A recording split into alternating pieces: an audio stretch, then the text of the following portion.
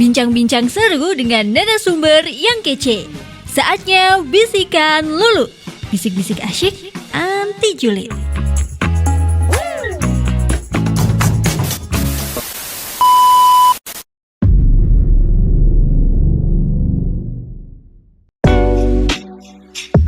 Oke, view listener semuanya, jumpa lagi di podcast Bisikan Dulu. Sekarang kita udah memasuki episode ke-25. Dan kebetulan banget di bulan ini kan kita udah memasuki bulan Oktober ya. Bulan Oktober itu juga dikenal nih sebagai ya Hari Kesehatan Mental, karena emang di dalamnya itu ada perayaan Hari Kesehatan Mental sedunia. Ini sebelumnya mohon maaf Bu, kalau saya ada salah bisa langsung dikoreksi aja ya. Nggak salah, bener.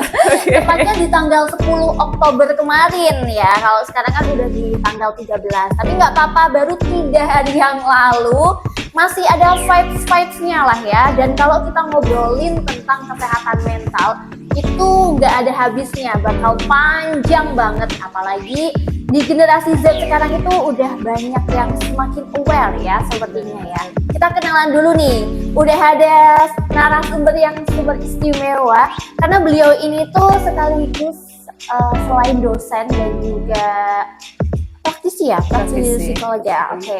Beliau ini juga mental health influencer.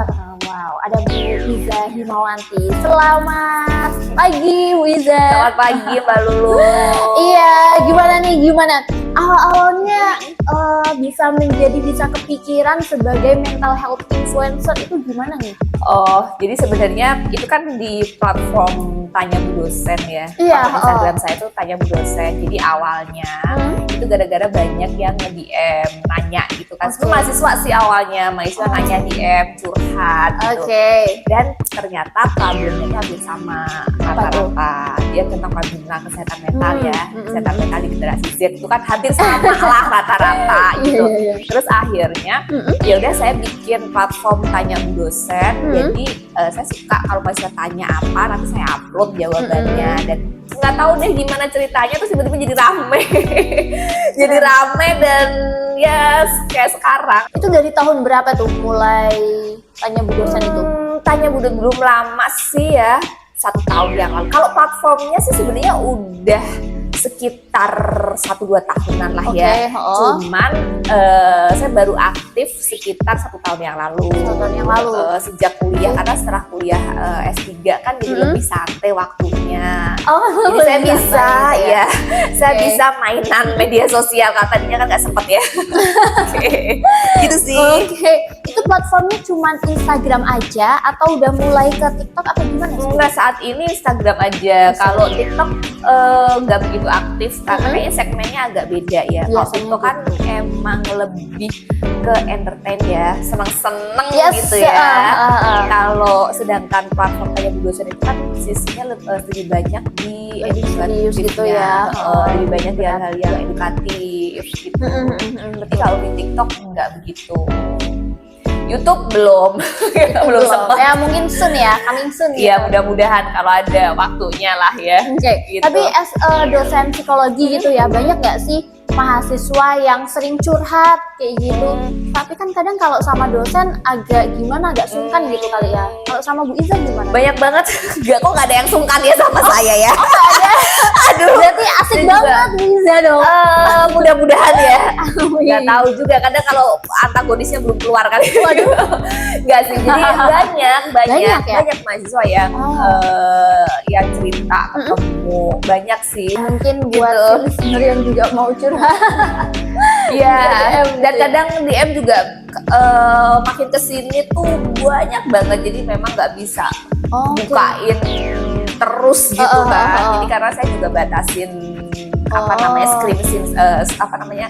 batasin waktu saya time di screen time saya di sosmed. Jadi paling sehari 2-3 DM aja yang saya buka itu nggak sih sesi konseling gitu? Sekarang enggak. Oh dulu iya. Dulu iya.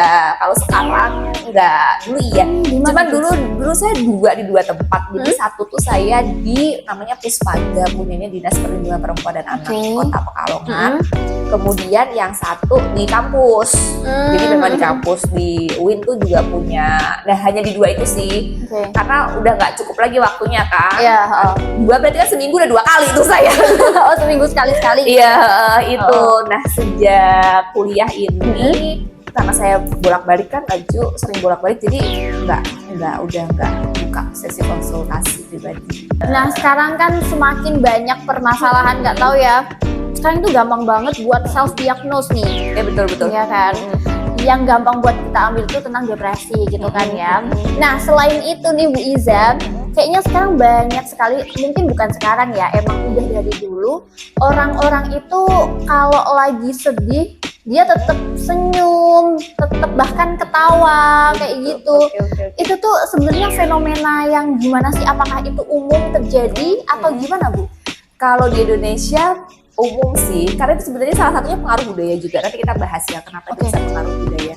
Misal sedih ya, itu kan bisa banyak nih, bisa banyak konteks. Bisa satu ada namanya smiling depression.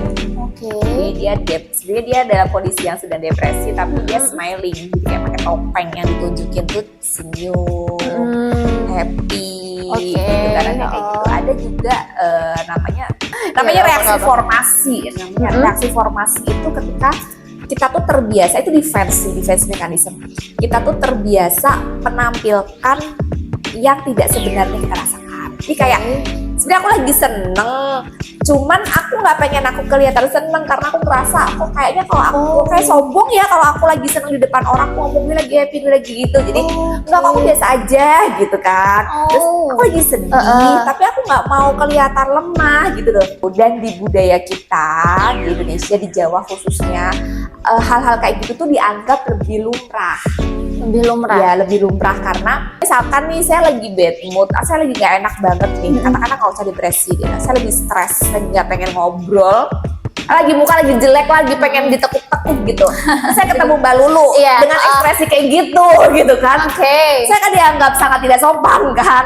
Dan lebih itu sih akan mempengaruhi mood saya juga. Bener. Gitu, ya. Nah kita berada di budaya yang seperti itu sehingga mau nggak mau misalkan kalau saya tuh sebenarnya lagi nggak oke banget nih, saya harus datang ke sini, mau nggak mau saya harus pasang muka, hai oke, senyum gitu kan. Itu tuntutan budayanya kayak gitu.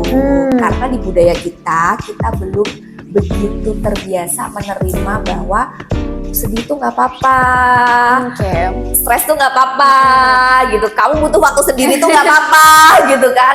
Kamu marah kalau kamu lagi depresi tuh nggak apa-apa, gitu. Kita belum terbiasa dengan itu. Tapi sebenarnya kata-kata itu sekarang udah lumayan banyak ya di sosmed ya. Nggak apa-apa kalau kamu emang lagi sedih, ya udah nikmatin dulu aja sedihmu. Berarti itu tetap hanya teori aja gitu ya. Karena mengubah budaya itu memang agak susah ya. Oke, berarti mungkin kalau di luar mereka apakah lebih bisa mengekspresikan apa yang mereka rasakan kali ya? Betul, salah satunya itu sih. Kesehatan kita bukan hanya tentang fisik aja. Betul. Gitu. Jadi secara mental itu ketika kita sakit ya kita butuh diobatin, kita butuh dimengerti, butuh diempati sama orang gitu loh. Coba sekarang misalkan di saat yang sama ada orang depresi. Ada nggak misalnya depresi kelihatan nggak? Enggak sih. Enggak kan gitu kan. Terus enggak apakah kelihatan. orang kemudian akan aduh kasihan kamu depresi harus dibantu? Ya itu sih sebenarnya harus dibantu juga sama. Bahkan mungkin lukanya dibandingkan luka fisik mungkin bisa lebih dalam luka psikis. Tapi kadang ada yang ngomong kayak aku tuh nggak mau, misal nih ada orang depresi, terus ada orang lain yang tahu si depresi ini tuh bilang aku nggak mau dikasihani gitu loh. Kalau orang-orang pada tahu kita tuh lagi depresi, beda sama kalau kita luka fisik gitu kan. Ya udah, kalau semisal banyak orang yang empati, dia itu nggak ngerasa dikasihani gitu loh, ya nggak sih Bu? Bener. Karena kayak gini Mbak Lulu, jadi kita tuh masih menganggap bahwa ketika kita luka psikis ya, entah itu depresi, entah gejala-gejala kesehatan mental yang lain, itu adalah ketika kita punya gangguan mental atau gejala gangguan mental yang lain itu menganggap bahwa itu sebuah kelemahan. Tapi sebenarnya dengan mekanisme bertahan tadi ya, itu sehat nggak sih buat mental kita? Defense itu mekanisme pertahanan ego itu nggak sehat. Sublimasi itu kita mengalihkan stres dan lain sebagainya ya, gejala-gejala psikologis kita pada sesuatu yang lebih positif, misalkan ke olahraga, zikir, gitu-gitu, misalkan makin deket sama Tuhan, itu namanya sublimasi. Cuma satu itu, lainnya banyak banget, ada 10-an kalau nggak salah, itu semuanya negatif. Cuman defense itu respons spontan kita. Jadi kan defense bertahan. Defense itu muncul ketika saya tuh lagi ngerasa nggak oke nih, bahaya nih. Jadi sebenarnya Tuhan tuh kasih, kamu lagi nggak oke, maka otomatis kita akan secara spontan akan melakukan defense mechanism itu, termasuk tadi pakai topeng, senyum terus gitu-gitu kan. Itu hanya sebagai respon spontan kita aja.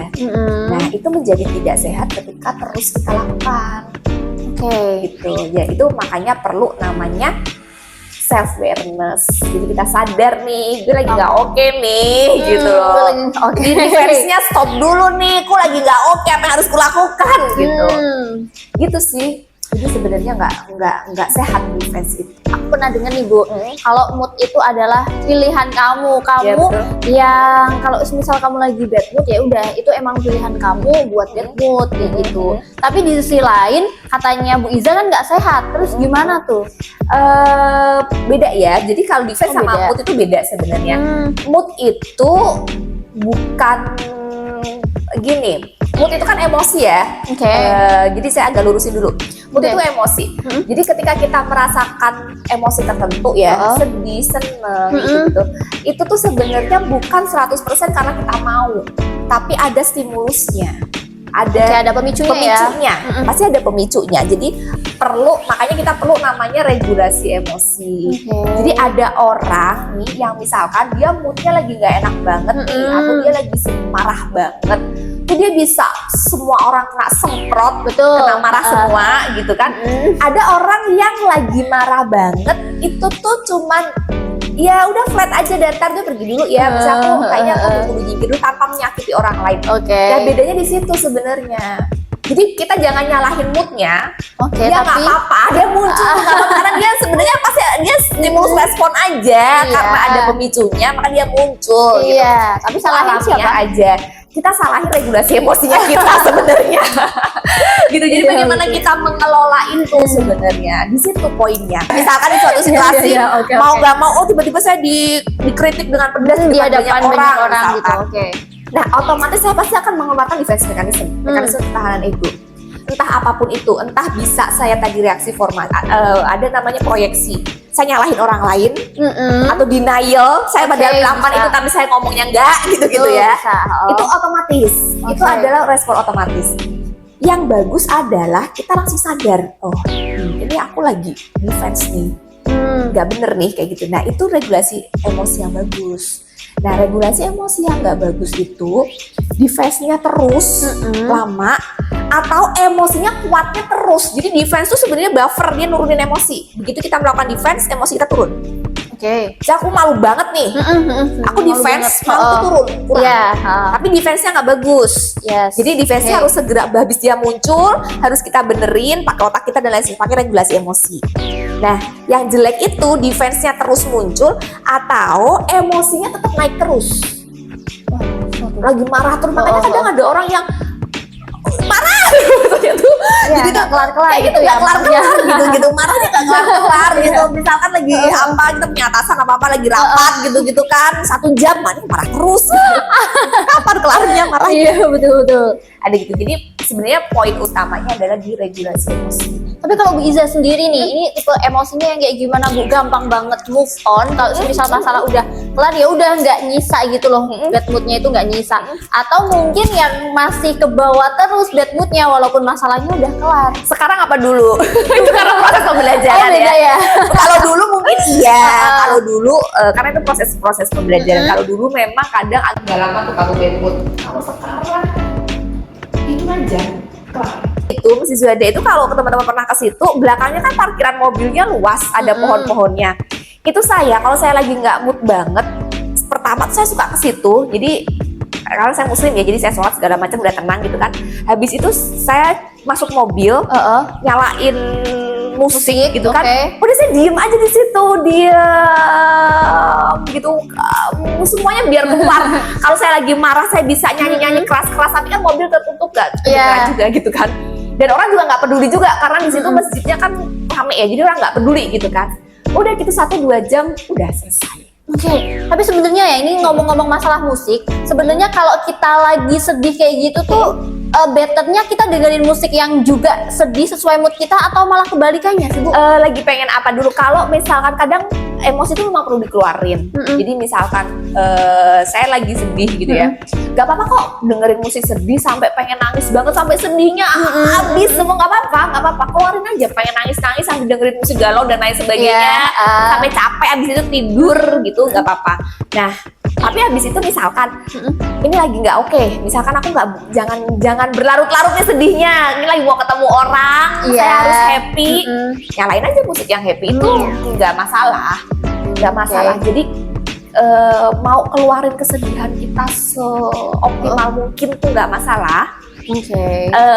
Mau rem dulu, ntar deh keluarnya lagi banyak kerjaan nih gitu ya, harus ditahan, nggak apa-apa gitu. Jadi sebenarnya poinnya di situ. Jadi part yang jangan terlalu kejam sama diri sendiri itu sebenarnya di situ. Tapi kalau kita lagi sedih terus kita berusaha tertawa gitu ya, apalagi kalau lagi kumpul-kumpul, itu tuh sebagai salah satu bentuk menerima kenyataan atau bisa dibilang gitu nggak Bu? Enggak sih, itu defense. Tapi yang nggak bisa kan kalau lagi sedih ngapain juga ketawa ya? Menertawakan nasib mungkin. Enggak, karena sebenarnya begini, sedih itu ada manfaatnya. Jadi sebenarnya gini, kan tadi saya sedih itu kan karena ada stimulus. Iya, ada pemicunya tadi ya. Stimulus, makanya kita sedih. Sedih itu kasih tahu otak kita, hai kamu, ini kamu lagi ada problem. Ada stimulus nih, lagi ada problem gitu kan. Kan nggak nyaman tuh kita sedih, makanya otaknya jadi mikir, kenapa gue sedih ya? Oh, aku sedih karena ini. Misalkan aku sedih karena aku diselingkuhin, misalnya kayak gitu. Problemnya adalah diselingkuhin. Jadi kita akan cari cara gimana caranya ini urusan perselingkuhan ini kelar. Gitu ya, betul. Gitu loh. Dan sebenarnya kalau semisal kita terlalu banyak memendam, kalau misal kita sedih tapi nggak dikeluarin, itu bisa jadi itu nggak sih suatu saat kita tuh rasanya kayak pengen nangis, tapi tuh kita nggak tahu sebenarnya tuh kita pengen nangisin apa. Ada korelasinya nggak Bu? Oh, ada banget. Jadi ada namanya represi. Kita kan manusia tuh agak teoretik dikit ya. Manusia itu punya alam sadar, prasadar, ketidaksadaran. Represi itu kita menekan problem kita, masalah kita ke alam ketidaksadaran kita. Jadi nggak mau diinget-inget karena kalau diinget gak enak. Problem kan kalau diinget gak enak ya. Betul. Gak enak deh. Misalkan deh yang lagi pada broken heart, habis apa putus segala macam, langsung nginget-nginget kan gak enak kan. Jadi dia di-repress. Gak mau diinget, dia di-repress ke alam ketidaksadaran. Nah, makin banyak hal yang kita repress, sebenarnya tuh gini. Ambil satu contoh nih, problemnya adalah pacaran diselingkuhin, dia nggak mau, nggak enak, baper, nggak enak kalau diinget, di-repress, masukin ke alam ketidaksadaran. Besoknya keinget lagi, nggak mau diinget lagi, di-repress lagi, kayak botol nih lama-lama akan penuh. Kalau lama-lama akan penuh, dia pasti akan muncul. Nah, psikologi itu ketika alam ketidaksadaran kita penuh, munculnya tuh aneh-aneh gitu loh. Jadi namanya munculnya tuh aneh-aneh, misalkan emosi nggak stabil, tiba-tiba nangis, tiba-tiba apa, emosinya nggak stabil, atau tiba-tiba perutnya jadi sering begah, mahnya kambuh, tipesnya kambuh, nyampe ke fisik juga ya berarti ya. Jadi psikis itu sangat berkaitan dengan fisik gitu ya. Yang pertama biasanya muncul gejalanya paling umum tuh mah kambuh, tipes kambuh, pencerahan, GERD kambuh gitu. Itu jadi tiba-tiba kayak gitu, jadi atau mimpi-mimpi yang aneh-aneh, jadi gejalanya tuh nanti yang muncul, jadi itu tuh akan muncul. Tapi sebenarnya itu tuh si alam ketidaksadaran kita tuh lagi kasih kode sebenarnya, hai lu terlalu banyak mendem perasaan nih, jadi dia kayak muncul kayak mercik, kayak kembang api percik-percik, tuing gitu. Kitanya nggak sadar gitu. Kadang ada juga yang sekarang tuh namanya dark jokes ya kan, atau dark humor gitu ya. Nah itu tuh sesuatu yang nggak sehat atau normal-normal aja, ya udah itu kan cuman jokes aja gitu. Saya kalau dark humor agak kurang paham ya konteksnya kayak gimana. Cuman kalau dark smile saya mungkin agak paham. Jadi Jadi gimana tuh? kalau dark smile tuh, jadi pernah lihat tahu lukisan Mona Lisa nggak sih? Yes, tahu. Ya.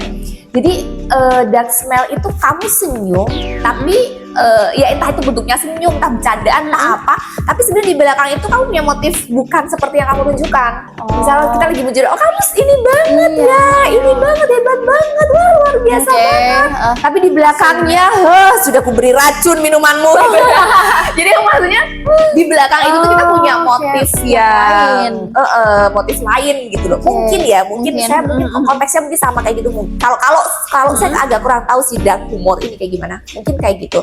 Kalau yang kayak gitu jelas nggak sehat ya. Bentar, saya disclaimer dulu. Memang dalam kita tuh harus menjaga hubungan sosial tetap baik ya. Maksudnya kan, ya misalnya saya nggak suka sama Mbak Lulu, nggak mungkin juga kan saya akan ngomong, saya nggak suka sama kamu gitu kan. Mungkin bisa juga ada, cuman sedikit kali ya. Oh iya, bener gitu ya. Kecuali konteksnya asertif beda lagi. Kalau asertif kan bukan saya nggak suka sama kamu, tapi saya nggak suka sikapmu yang ini, gitu kan. Saya nggak suka sikapmu yang ini, itu masih oke. Tapi kalau personality saya nggak suka sama kamu gitu ya kan. Secara sosial kayaknya agak kurang diterima. Nah, memang seperti itu. Tapi itu lebih ke arah negatif ya. Lebih ke arah negatif. Bukan ke arah positif ya. Ke arah positif. Jadi makin orang sehat secara mental itu adalah ketika yang dia tampilkan baik di depan banyak orang maupun di media sosial itu sama, minimal hampir sama lah dengan fakta realitanya. Gitu. Jadi nggak perlu pakai topeng. Kalau ada gap yang timpang antara yang kamu citrakan ke orang lain dengan dirimu sendiri terlalu timpang, pilihannya cuma dua. Pencitraanmu yang kamu turunin atau dirimu yang kamu naikin. Udah gitu doang. Ya mending kitanya yang naikin. Bener ya, yang gitu penting jangan timpang, karena itu bikin kita nggak sehat secara mental. Sebenarnya tadi aku agak tertarik sih sama pembahasan yang narsistik dan juga NPD ya. Soalnya sekarang itu masih banyak sekali, mungkin sekitar beberapa bulan yang lalu ya, itu lumayan hits gitu loh di sosmed, dan banyak orang-orang yang aku kayaknya NPD nih, soalnya belum lama ini, ada juga temen saya yang ngira, iya aku emang NPD kok. Dia itu dengan bangganya mengakui kalau gue NPD loh, soalnya gini gitu. Gimana tuh buat nanggepin yang kayak gitu, Bu? Iya, yang pertama nggak boleh. Jadi kita tidak boleh tanpa ada diagnosa yang jelas mengatakan bahwa saya NPD atau dia NPD. Si NPD itu gangguan personality narsistik ini salah satu gangguan klinis dan harus ada diagnosa klinisnya. Yang ngeluarin diagnosa klinis adalah psikolog atau psikiater. Jadi ketika entah siapapun itu dia tidak punya diagnosa klinis dari psikolog dan psikiater, kita nggak boleh bilang bahwa dia NPD. Nggak boleh self diagnose ya, lagi-lagi kan ke situ ya. Ngomongin tentang masih dalam tema kita, kenapa sih kita itu bisa tertawa padahal lagi sedih ya? Sebenarnya ketika ada orang yang ketawa karena emang dia itu bahagia, sama ketawa karena dia itu sebenarnya lagi sedih, kita bisa bedain nggak sih orang lain itu? Kelihatan nggak dari cara ketawanya, mungkin gelagatnya, gestur? Kalau kita punya empati yang tinggi sama orang lain, mungkin bisa kelihatan. Saya ambilnya konteksnya depresi ya, spesifik biar gampang. Kadang orang di depresi itu dia sadar dia nggak oke, tapi dia nggak ngerti kudu ngapain. Tapi dia sadar kalau dia menunjukkan hal itu ke orang lain. Enggak. Enggak. Jadi dia nggak ngerti, dia aja udah muncul kan. Jadi tadi ya, si gejala eksternal itu kan dia otomatis muncul aja. Dari gejala internalnya kan, saya malas ngapa-ngapain, saya mager, saya sedih terus, mood saya jelek.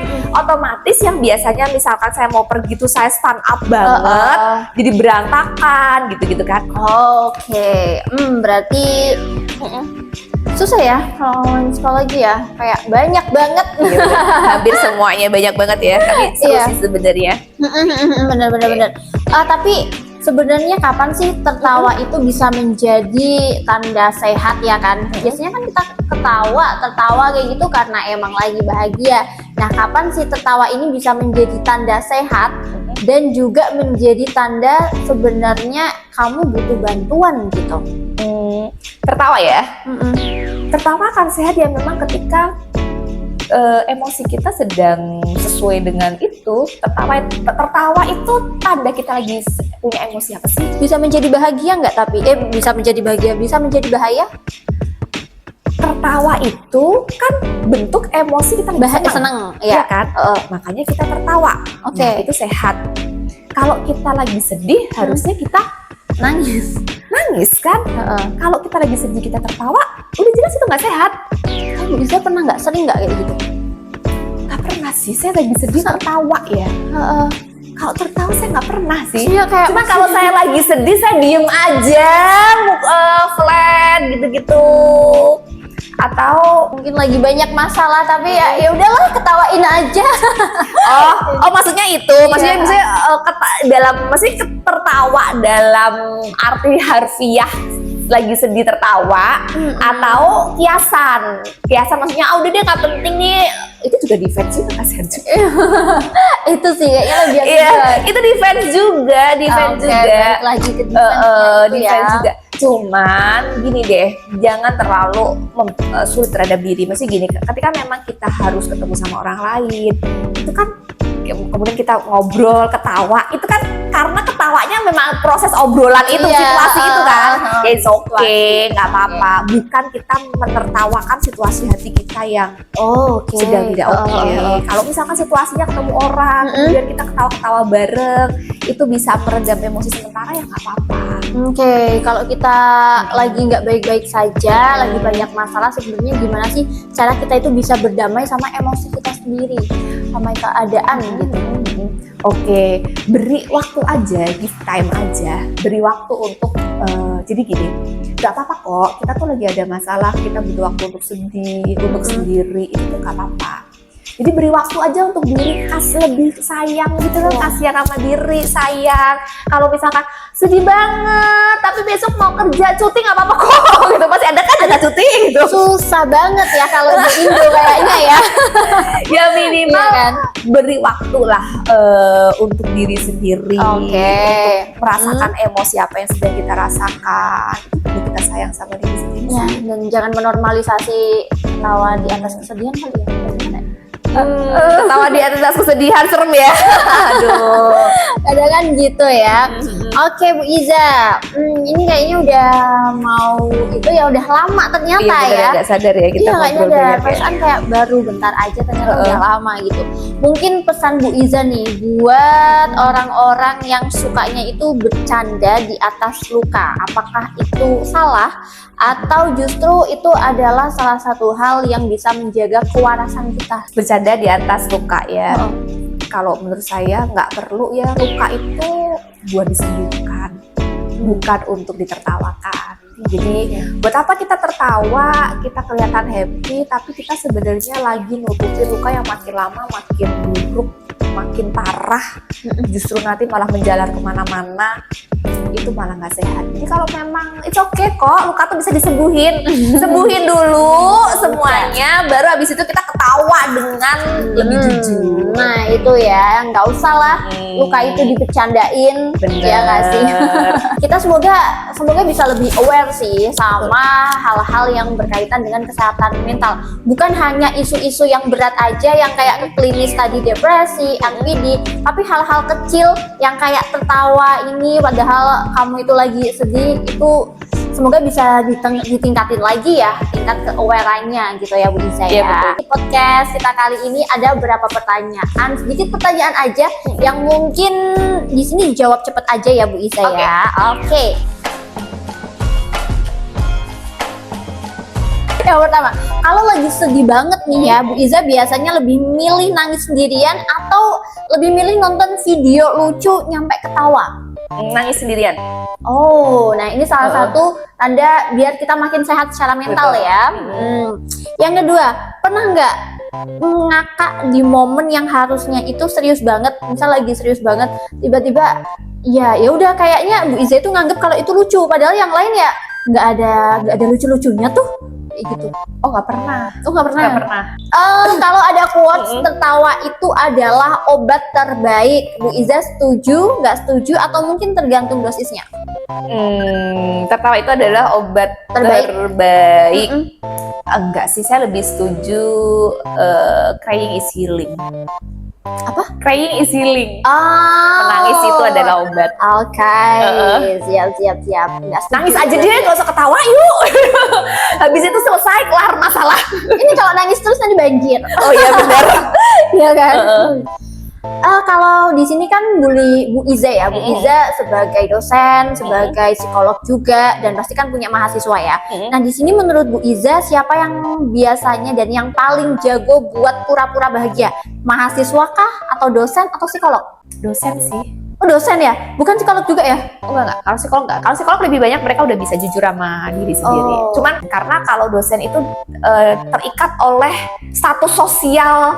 Kan agak nggak lucu ya, dosen tiba-tiba di kelas melo, hai Iya anak-anak sih. aku lagi broken heart, gitu kan agak nggak lucu gitu kan. Iya, tapi kalau sama kolega kayak psikolog gitu, Enggak jarang juga sih, ya? jarang juga. Oke, satu pertanyaan terakhir untuk Oke. menutup ya podcast di hari ini.